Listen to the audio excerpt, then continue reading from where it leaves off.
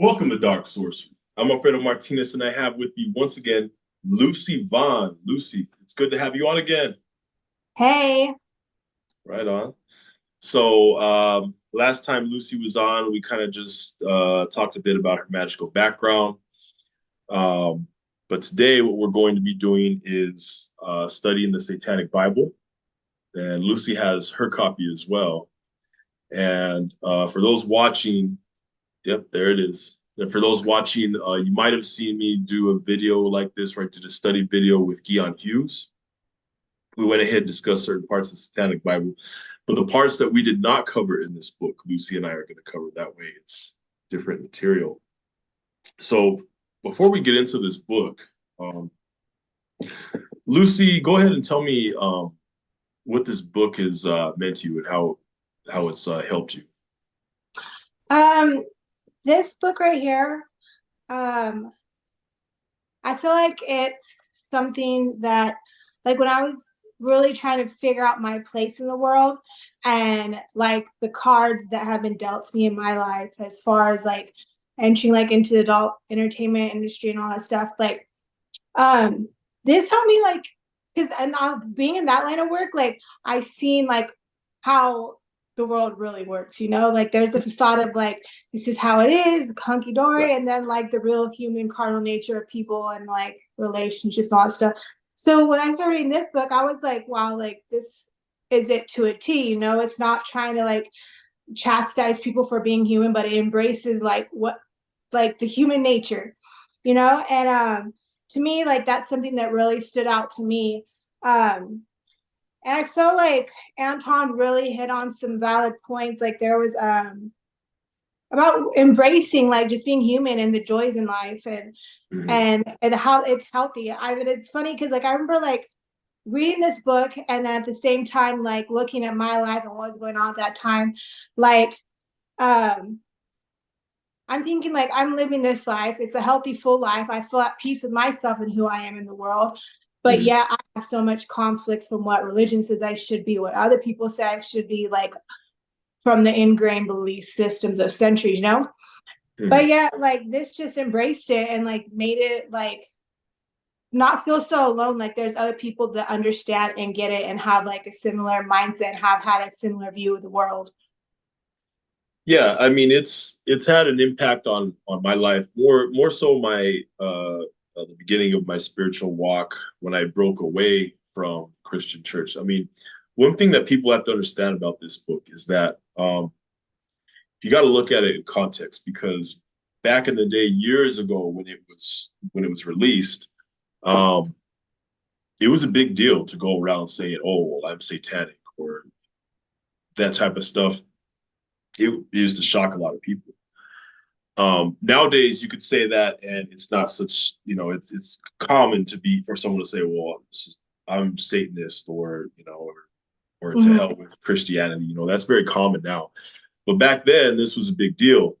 And for somebody who had a Christian upbringing or a religious upbringing, and they break away from that, it is a big deal, because it's like it's taking a look at their reality and discussing it from the point of view of someone who comes from a strong religious background. Now, someone who doesn't come from a strong religious background, maybe they grew up in an atheist family, that's all good. But I don't think that this book would hit as hard home for them as, say, someone who breaking away from religion. Would you agree with that? Yeah, no, most definitely. And to touch on what you said, like I think people that have come from a very religious background have experienced like what I like to call a lot of religious abuse. Yeah. Through Yeah. that, being chastised for being human, being chastised for maybe, and I find most people that are like into that find some type of comfort in the Satanic Bible, like they're different than most people in society. They're like the square peg in the round hole, like, and that I feel like that could be like a traumatic in a way, but I feel like the like getting introduced to magic and that world of fantasy, like that really opens up a broader thing to like really like begin to heal those traumas. Yeah, this is where Funny. people go ahead. And it's funny because like now even today in science, they're backing up what's already been known for centuries in the occult world. Yeah, they're But just they're giving an explanation. rediscovering what the occult has been teaching, or mysticism, I should say, has been teaching. But I would say that this, in a sense, is for people who are in transition from religion to finding their own spirituality. Yeah, most definitely. Like I feel like if anybody really like sits down and looks at it, and of course, like we know, like there's deeper things, and sometimes to get it to be a part of different communities, like it's a big layer of secrecy, right? So I think Anton did a great a great thing of dropping hints for any seeker who goes and seeks and follows hints. So like they pretty much what I like to say is like began going down the rabbit hole into their own magical journey, because each of us has a different magical journey, you know? Yeah, they do. I This mean, is definitely a doorway into that. yeah, a lot of us may come from a similar religious background, but we all find our own individual way. So, yeah, let's go ahead and get started on this. So go ahead and turn to page 64. And we're going to start on the chapter called Love and Hate. And okay, so page 64, Love and Hate. I'm going to read the first paragraph. Satanism represents kindness to those who deserve it instead of love wasted on ingrates. You cannot love everyone. It is ridiculous to think you can. If you love everyone and everything, you lose if you love everyone and everything, you lose your natural powers of selection and wind up being a pretty poor judge of character and quality. If anything is used too freely, it loses its true meaning. Therefore, the Satanist believes you should love strongly and completely those who deserve your love, but never turn the other cheek to your enemy. And I really like what he said there when he says that if you love everyone and everything, you lose your natural powers of selection and wind up being a pretty poor judge of character and quality. For someone who just has nothing but love and positivity and doesn't take the time to look at things, from an objective point of view and kind of feel that friction, you do have a poor judge of, you do misjudge people. Would you agree with that?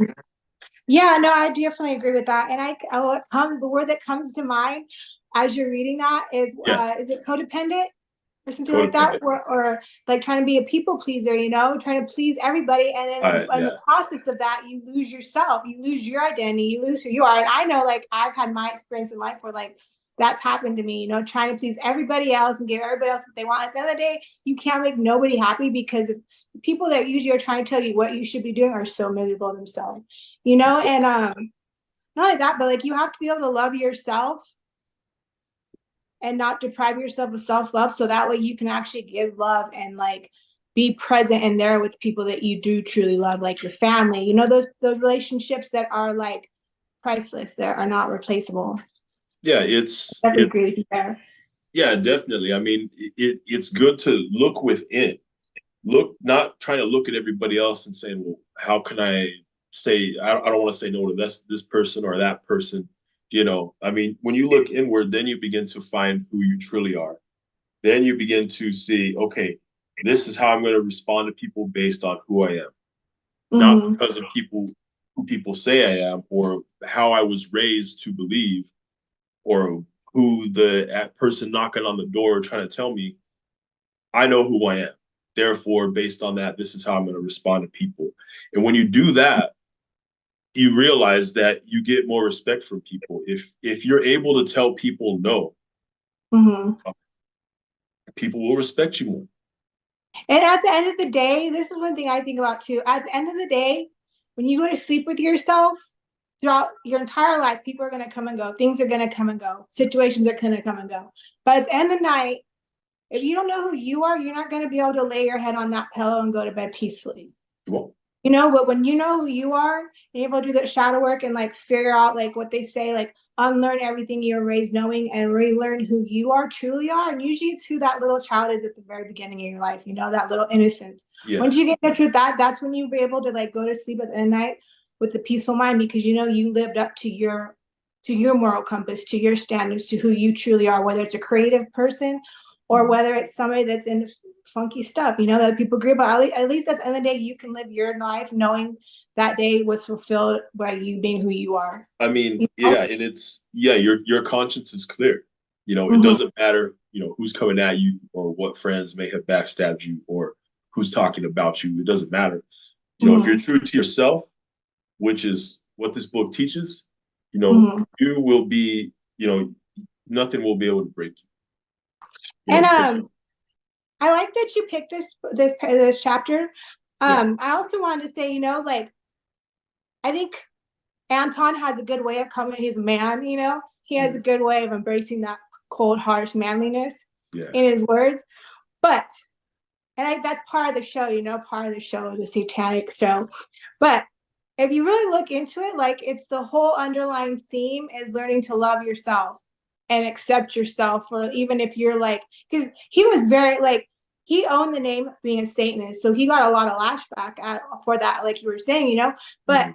he stuck with that because not only like did it mean something to him, but I'm pretty sure it meant something to a lot of other people that were going through things in life that being outcasted for who they are, and the fact that he stood up and he went full force with it and like did this, like that's a very powerful message on top of just the words he could speak. Yeah, because back then the words in this book, I mean, like I was saying, it was taboo to mention that stuff back then.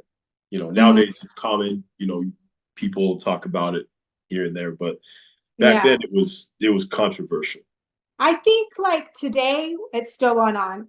I think if you look at like not to get too off topic, but if you kind of like look at the movement that Lucian Greaves is doing in the Satanic Temple, you're seeing like that they're still breaking through that wall to fight for people to be able to have like be who they are and have their own beliefs. Like there's still Yeah, people that act out crazily about it's the it's fact an that you own ongoing your state. process. I Yeah. mean, really, you don't need other people to find out who you are. Some guidance can be helpful here and there. I mean, most people just need someone to point them in the right direction. They can figure out themselves. But it Exactly. is it is an ongoing process still. But I mean, some people find being their individual self in other methods through this. Some people find it through this. Mm-hmm. It's just easier if you come from, a religious background or don't know what religion to choose and you're confused about that. It's just easier with this book for a lot of people. Mm-hmm. Yeah, most definitely. Hmm. Now, okay, now going back to what you said, let's go to page 110. And this ties in with what you had said earlier. So it's the theory and practice of satanic magic. Now I'm going to look at the first paragraph, last sentence of the first paragraph. Mm-hmm. It Mm-hmm. says magic is never totally scientifically explainable, but science has always been, at one time or another, considered magic. And I think sometimes what people are scared about when you say magic, they just don't understand it. People are scared of what they don't understand. What do you think? Mm-hmm. Um, I truly believe that. And I think that also in the context, the way it's placed, like you have people, I think like Bob Proctor and Neville Goddard and a few of these really great speakers Yeah. who, if you really listen to their message, they're talking about magic. Mm-hmm. Yeah. But they took it in a more of a layman's term and like a more of a uh they kind of modernized it, but it's if you're a student of magic, Yeah. you know the underlying hint, that they're hinting to the fact that they practice magic as well, but they're encouraging other people to kind of like tap into like that magic within, because like like for a fact, like when you're doing magic, the belief in what you're doing is also that like force, that masculine force that helps it go out into the universe and bring something back. Mm-hmm. So the fact that people can do that even outside, just like you said, everybody has a different journey on how they get in touch with that. Mm-hmm. So it's funny, but yeah, it's yeah. Well, like I was saying, science, like we're saying about, science and magic, tying Mhm. those people. I mean, those speakers you talk of, sometimes it's just a matter of, well, are you teaching people to set their intent in everything they do and focus? And it does turn into magic when they start talking about that. Yeah. Once you get out of the physical realm, you start talking about mentally, spiritually, and that type of thing. Yeah. Yeah. What were you gonna say? And like it all, like you're saying, it's all like science and magic are very, very closely woven. And I think it's because it's like magic is putting into practice what science tries to put into terms to relate to the public of Oh, the unseen. There mhm. obviously there's unseen forces taking place in science. I think is like the fact you're trying to explain it to modern people. Magic is like just having that faith and the understanding of of experience of knowing what happens. That stuff does happen. You begin to play with energies unseen. Well, yeah. I mean, like, especially when, there's certain areas that tend to tiptoe around magic instead of just jumping right in. Like, let's say theoretical physics or Mm-hmm. some way, something that teaches that, oh, there's unseen forces are that are real and are moving in this world, and maybe electrons and protons, the tiny subatomic particles that can be in more than one place at one time and tend to do supernatural things. Well, yeah, you're just barely starting to peel that veil back. Mm-hmm. And um it's funny, like electricity and all these things, like before, like when people and the creators are making these things or like finding out about these energies, electricity and ultraviolet, when they're finding out about these forces, like they were considered to be witches and doing witchcraft. Now today it's a very common modern part of our society, just like the phone that me and you are speaking on. Like, at one right. point in time, um Steve Jobs got a lot of like flashback because of what he was talking sounded like craziness, like witchcraft. And look at today, like that's how we're communicating today. That's what helped us get through COVID. Like there's all these crazy things that It's today it like seems like witchcraft in a few years, like it's gonna have an explanation. I remember what that makes sense if you look at it in the way that there's a comedian that I was listening to. His name's Bill Burr, and he was making fun of Steve Jobs one time, and he's like making fun of Steve Jobs, like telling his team, "I want all my CDs in that phone. Get on it now." And they're like, "What?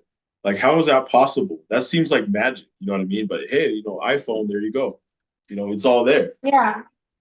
And I think that's another part, like what I like to embrace the story of like Lucifer, because it's like if we all just stuck to what society told us to be, if we all just stuck to like what the religion told us to be, like we wouldn't have iPhones right now. This conversation would not be No, happening, because Because the it thing doesn't that make things outside the box.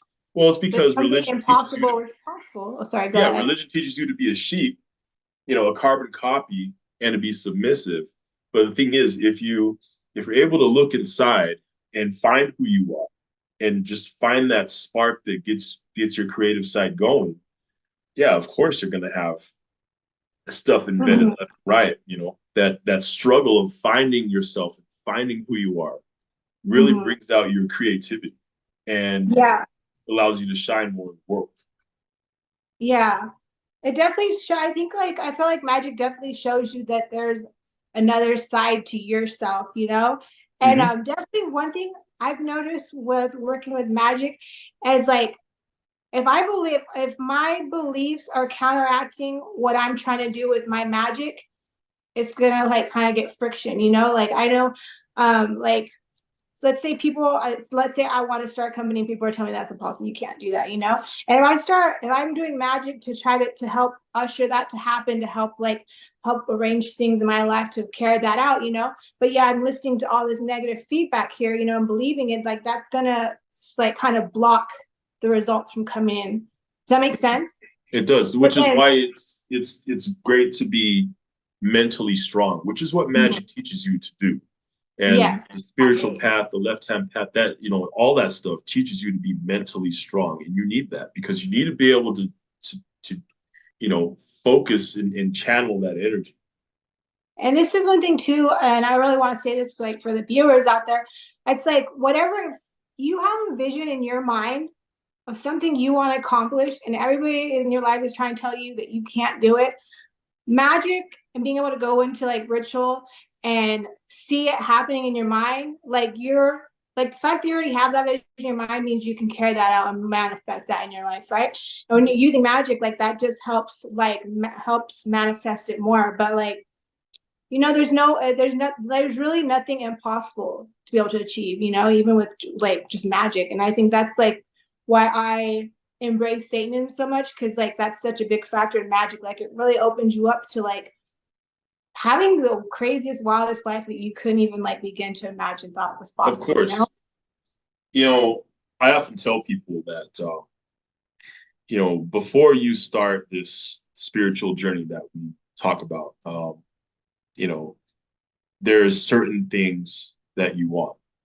But once you find out who you are spiritually and you're on a spiritual walk, you're gonna see the world differently, and you're gonna want different things. So you don't even know what you really want, basically, if talking to someone who has not gone on the spiritual path, whole path, the left-hand path, your outlook on the world changes. You don't know. Someone who has not traversed that path yet, I would say you don't even know what you want, because so, you don't like, know who are you. I have a question for you. So like when you first started your magic, your intentions and working with magic, right, to like now, like, isn't it funny looking back at like how different your mindset was? Oh, completely.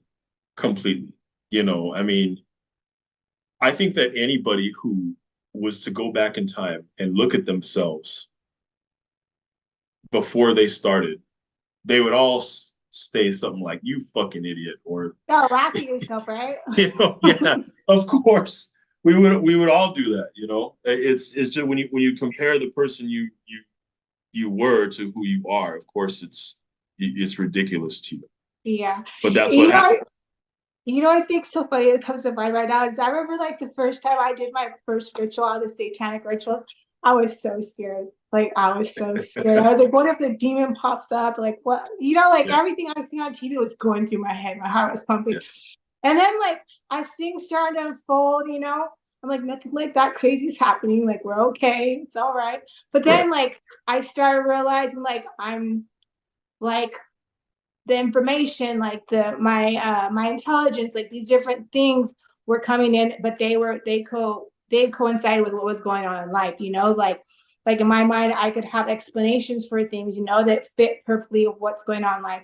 Or just seeing like how it's like you have more in tune with the subtle energies that have always been going on, but now you're more aware of them and tuned into them. Does that make sense? That does make sense. And just like you're saying, then you begin to realize, then like you're saying your magic, like your intent of doing magic changes. Like now you're not in it just for like, now you're not in it because I know for like financial gain or for this and that or for like for sex or not. Like it begins to evolve and change. Like now you're starting to see like, oh, there's all this like different levels to the game, and more of a spiritual like sense of like expanding mind. I guess you could say basically it allows you to see with new eyes.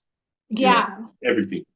Instead of finding new lands, you see things with new eyes. It's how that evolves. Yeah. Yeah. So let's go to page 122.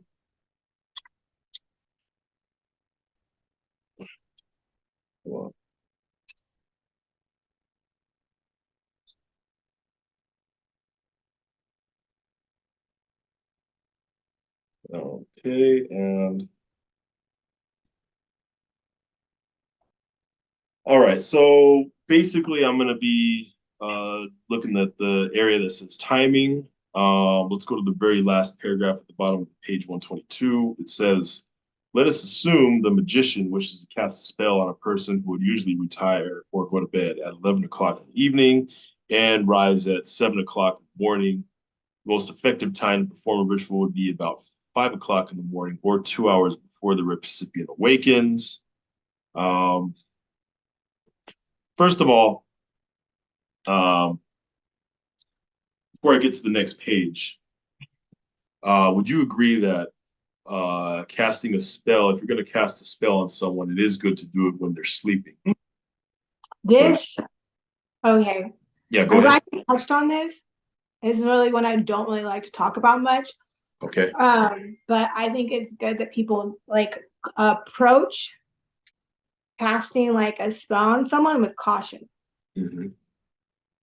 Because from my experience, usually, and this is for a curse, or is this just for like anything? I think this is just talking about in general. I mean, in general. Yeah, okay. So I would say like approach it with caution, like say you do a love spell on somebody, you know, and then that person ends up being crazy, like over dramatized about you. Now you want to get rid of them, you know, like these things I think are part of the learning process of magic, you know, and even just casting a spell, usually, I mean, casting a curse, like usually it's going to be somebody that probably is within your circle. And usually in order for that person to receive the curse, usually there's casualties, you know? And I think this is another part of like really where timing can like show you to be more like self-sufficient on things. Like, is it really worth putting your energy into through magic, or is it something that you could work on yourself and create change? Does that make sense? Yeah, that does make sense, because as you grow spiritually, there's things you want to do spells for that you didn't want to before, like stuff that you would want to do magic for before would just seem childish, you know. Now it's like, okay, I have a more mature outlook on things, and I'm going to use my energy more responsibly. See, once you realize and discover how energy really works, then you decide to use it more responsibly. Yeah. Is what like you see more. What was I listening to today? That's a perfect example. It's like okay, so the way magic, I say a good explanation would be like when you go to plant something, right? The ground doesn't care what you plant in it, it's gonna make it grow. So it's the same thing like with magic. Let's say magic is like the ground, the earth, you know, whatever for in the seed, you're putting your magic's the seed, you know, whatever you put into magic, it's going to flourish, you know, that energy. It doesn't have a knowledge of what's good or bad or anything like this. Like, it's going to happen. Right. It's going to grow. It's going to create something. And, you know, that as you're learning this, like you realize like, oh, maybe that wasn't such a good idea. Yeah. You know? well, yeah. And not only that, like you realize like what you mentioned about, what to do. Yeah, you mentioned about other, casualties getting in the way, or things getting messed up you may not want to. For me personally, what I like to do a lot is before I cast a spell, before I do, some magic, I will go ahead and do a divination reading just to see how it's going to turn out. If I get a bad reading, I won't even bother doing it. That's a good idea. And that way it's not a waste of time and resources, because let's face it, buying herbs and buying all these magical resources we do, they're expensive. And plus, say with herbs, you don't use them for so long, they're bad. You gotta yeah. So it is good to do divine, and just to see how the spell's going to go before you do it. So yeah, that's very true. That's very true. Now, let's go to page 126. And this is in the section that says direction. So page 126, direction, and it's the second paragraph down. So it says, altogether, too many would-be witches and warlocks will perform a ritual and then go about with tremendous anxiety waiting for the first sign of a successful work. For all intent and purpose, they might as well get down on their knees and pray, for their anxiety in waiting for the desired results only nullifies any real chance of success. Furthermore, with this attitude, it is doubtful that enough concentrated energy to perform a proper ceremony could be stored up in the first place, which is true. You have to be patient. Yeah. You can't, like you were saying about, planting a crop, it's going to happen. But you don't want to go like every hour and be like, God, I'm frustrated, it's not working. Or you go every day, just let it do its thing, Let time pass. Yeah. It's that's a good point. Yeah. And also I wanted to mention, I'm just going to read one of the 9 satanic statements. On page 25, Satan represents indulgence instead of abstinence. statements. Now, you had written an essay called Unapologetically Satanic. And I think that that first satanic statement ties into what your essay is trying to say. Can you explain how that relates to your essay, Unapologetically Satanic?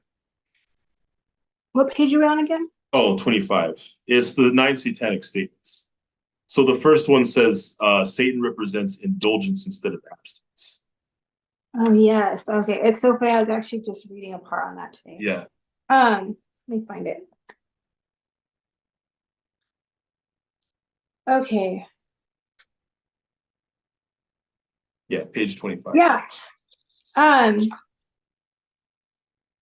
Yeah, so that going back to what I wrote, it's basically like not being apologetic for who I am and like just indulging and I think that indulgence gets like the wrong connotation because it's kind of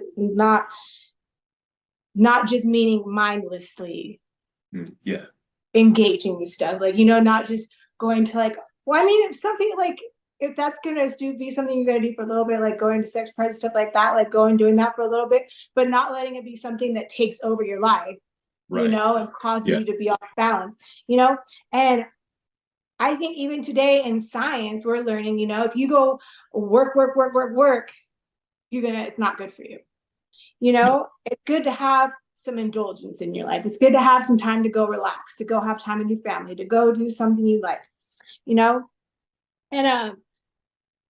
that's what I feel. To me, that's what like Satanism means, because I know for me, like I like to go, and forget the self-care, and like I think like that self-sacrifice thing, like even if it was my own endeavors, like is always going, and so that's what I like about that. Let me see, actually, I had some things written. Yeah, and I would thought maybe you would have a good explanation for that, especially in your line of work and things like that. Yeah, hold on. I had wrote some notes as I was looking at. Yeah, no problem.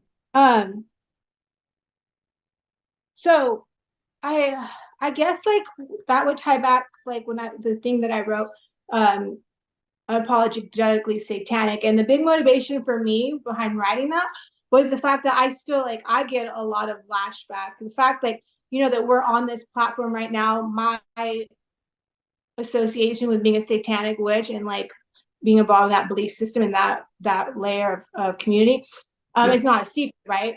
It's not a secret. So right.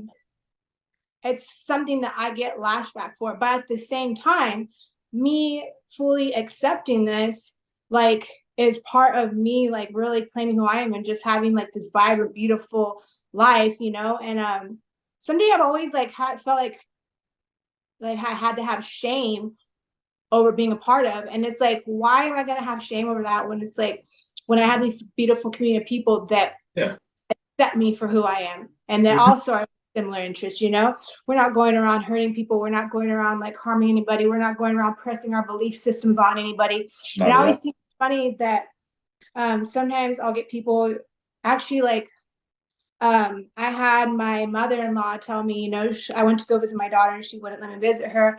And she was like, well, letting me in my house is like letting the devil in my house. And like that, and she's like, well, we're Christian. And I'm like, you guys don't practice Christianity at all. No, like you guys use that card. There's no love in that card. Yeah. And that's really like just made me feel like that got me angry, because I'm like, I respect everybody's religion and whatever they decide. To me, like whatever helps you live a healthy life at the end of the day is good for you. But the fact that like, and I'm very open about like my struggle with addiction and all these things, like this path has helped me like live a sober, clean, like exciting life, and today my life is like, it's really good, and that's good all because of like me being able to like just accept that this is something that was a very like pivotal part of my life, and it's something that I embrace, and kind of putting my name behind, being like encouraging other people to go figure out who they are, and there's nothing, and from my experience, there's nothing wrong with having a healthy balance of like treating yourself to feel good about yourself, Yeah, you need that. You need it. And I think that's today what science is even teaching us too, and it's that we need that, people need that to be healthy. Like, just like you can't, religion's taught like people like sex is bad and all that stuff. Like, no, it's like, I think when you have people that are deprived of that, that's when they go do these crazy acts, like Right. these priests and all They this stuff. snap. Like, They snap and do yeah, stupid things. And eventually, once when it comes to, indulgence, if you cut that off long enough, you are going to go crazy. yeah. You know, And I really wish that we could have like had the pleasure of meeting Anton and like sitting down with him and really find out what like his deeper reasoning was behind writing a lot of this stuff, Because I think definitely. like as like when I was younger reading this and now my perspective being older reading, going through and reading it again, like my perception kind of has shifted and evolved on it. So now like before it was just more of like, okay, like when I first read when I was younger, it was like, okay, like this is somebody that kind of understands the world from my perspective, that gets it, Mhm. but they been able to find some joy. And now it's like I'm going back, I'm like, I wonder like what the deeper influence was for him to keep going even though he met so much adversity. Yeah. You know? Well, Lucy, it's been fun. Thank you for your time. Thank you for taking having this conversation here. Is there anything else that you want to go ahead and plug that you're working on before we go ahead and end this video? Um, yeah. I've been working on the unapologetically satanic Uh-huh. thing. Okay. Yeah, I'd like to share that with our audience if that's possible. So is this like an essay or a poem or some type of video? It is my statement to the world that I am a satanic witch and I'm going to continue to be so. And I have been for most of my life. And that's what helps me be my healthiest self. And if you don't like it, then you can kiss my butt. No. Hell But yeah. Well, I'm going to still be who I am and stay true to myself. And I encourage everybody else to stay true to who they are. right on, right on. Wise words from Lucy Vaughn. Everyone who's watching, below in the video description, I'm going to go ahead and have all of Lucy's social media links, her YouTube channel, her Instagram page, all that stuff. Go ahead and check those out. Give those a follow. And everybody who's watching, like and subscribe to Dark Sorcery. Hell Satan. Hail Satan.